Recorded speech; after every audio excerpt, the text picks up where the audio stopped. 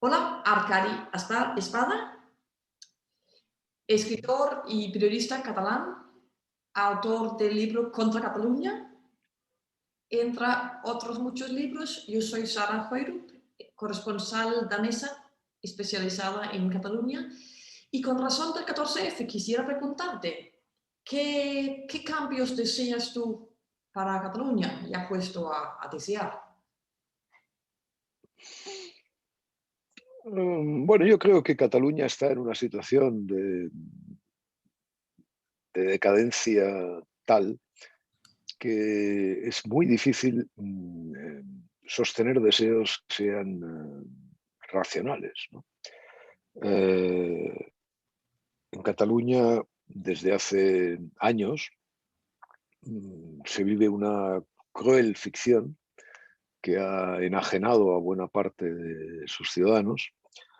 Y el proceso de que estos ciudadanos vuelvan, si alguna vez vuelven, a una razón convincente o como mínimo a una práctica de la ficción nacionalista que sea compatible con el bien común, pues yo lo veo francamente lejano, ¿no?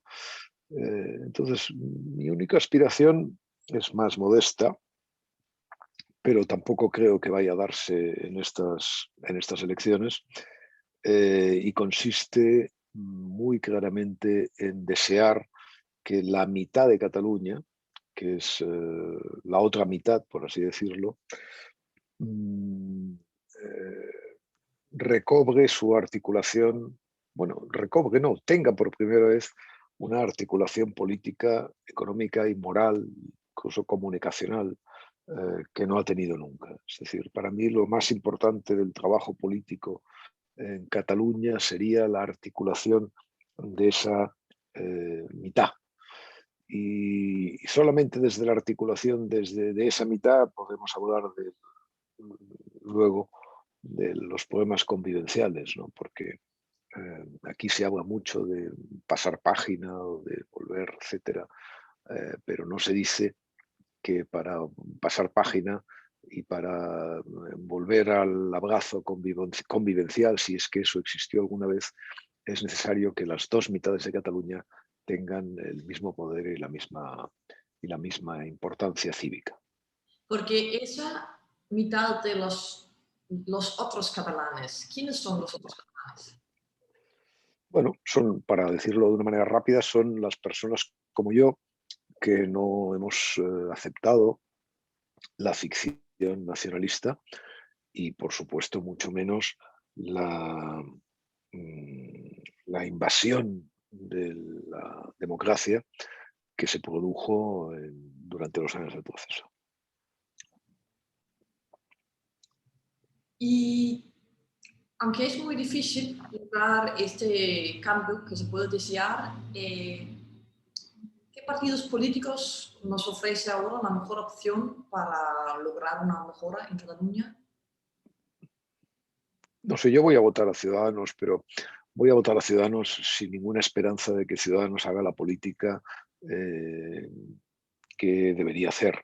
Voy a votar a Ciudadanos porque me cuesta no votar, me cuesta abstenerme y me cuesta no participar en unas elecciones, quizá porque viví los últimos años del franquismo y sé lo importante que es votar. Tengo siempre como alguna vez me he abstenido en algunas elecciones, pero casi nunca, creo que ha sido una vez o dos en toda mi vida, ¿no? Además, no votar Eh, con lógica matemática el voto al otro, ¿no?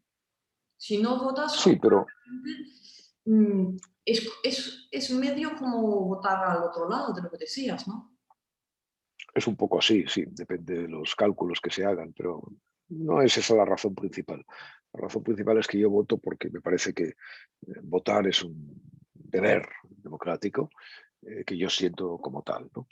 Respeto a la gente, por supuesto, que no va a votar y que seguramente tiene sus razones. Pero bueno, a lo que íbamos, que es lo importante.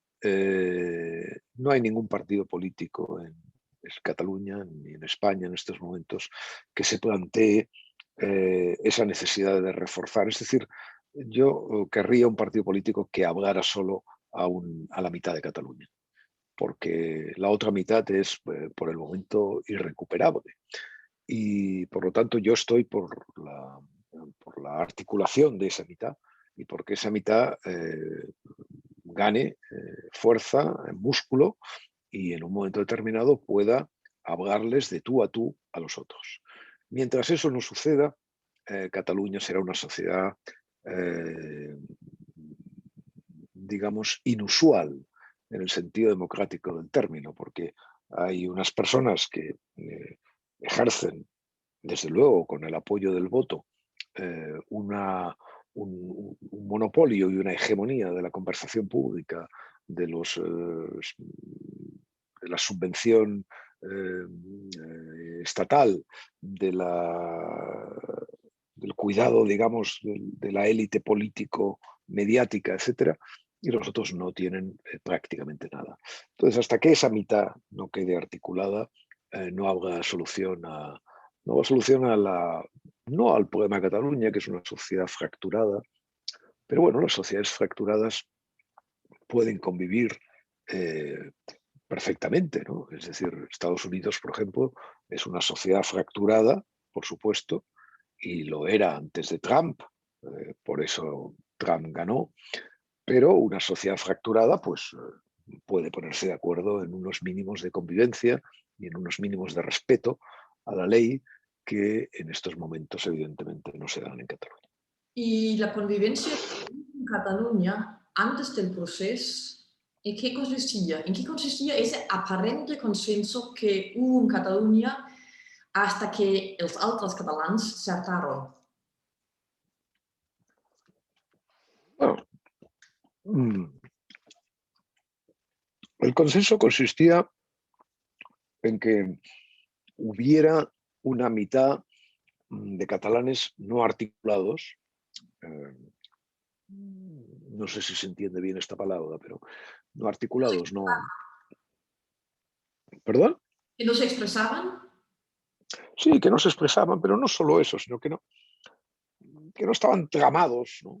De alguna manera, que no tenían una conciencia de ser, de algún modo, ni tenían tampoco conciencia o muchos, conciencia de los problemas que atravesaban, ¿no? El consenso en Cataluña existió en torno a que esa otra mitad aceptara sin más las vértebras, digamos, que la mayoría imponían, ¿no? O sea, el sistema, digamos, pues no sé, desde las escuelas hasta los medios de comunicación, hasta la subvención, etcétera, etcétera, la cultura. Bueno. ¿Qué sucede? Que se aceptaba porque la mitad gobernante hegemónica era una mitad que respetaba la ley. Él podía hacer bajo mano muchas cosas, incluso ilegales, como no cumplir las sentencias de los tribunales, pero lo hacía bajo mano. ¿A qué leyes te refieres? Por Y ejemplo, a lo de la lengua que se usa en la escuela. sí, por ejemplo, pero muchas otras cosas. O sea, en realidad el nacionalismo se ha ido apoderando de la sociedad catalana o de la mayoría de la sociedad catalana mediante un trabajo de zapa en el que mezclaba la legalidad, la ilegalidad, la moralidad. Bueno, la otra mitad lo aceptaba porque no había habido algo como lo que hubo luego, ¿no? Como el proceso. Claro, cuando el proceso estalla, pues estalla, ¿no? Y entonces es cuando la otra mitad dice, oiga, no, hasta aquí no, ¿no? Y entonces, naturalmente, interviene el Estado, los mete en la cárcel, etcétera.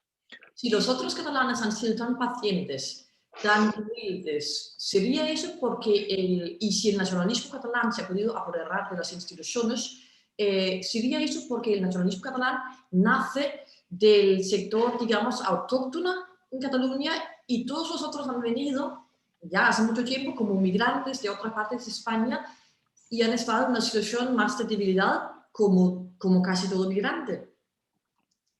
No lo sé. Yo creo que es más sencillo de explicar. Ah, tienen el poder.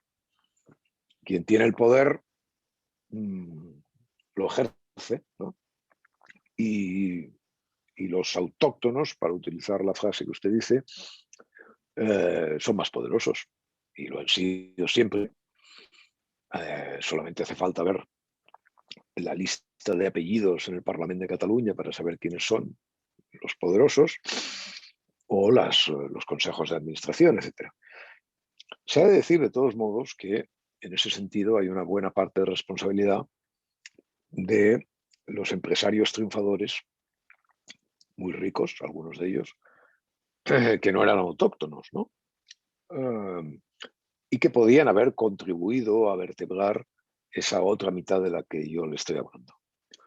Pero esos empresarios han estado más atentos, bueno, como resulta hasta cierto punto lógico, a ganar dinero antes que a sentirse llamados a un deber de orden sociológico que no acababan de percibir con toda su intensidad. Quiero decir, por ejemplo, ¿por qué no hay en España, en Cataluña, colegios privados donde el castellano sea la lengua vehicular, digamos,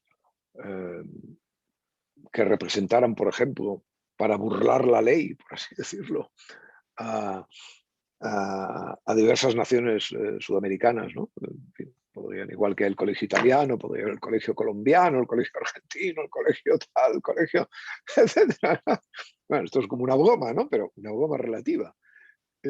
Bueno, pues porque efectivamente esas personas no han querido indisponerse, no han querido romper, digamos, con el poder autóctono que usted llama. Y quizá no han cumplido con su deber social, ¿no? Pero sí han cumplido con su deber de clase. Muy bien, aquí acabamos. Muchísimas gracias a Cari Espada. Yo soy Sara Joiro. Muchas gracias. Gracias a usted.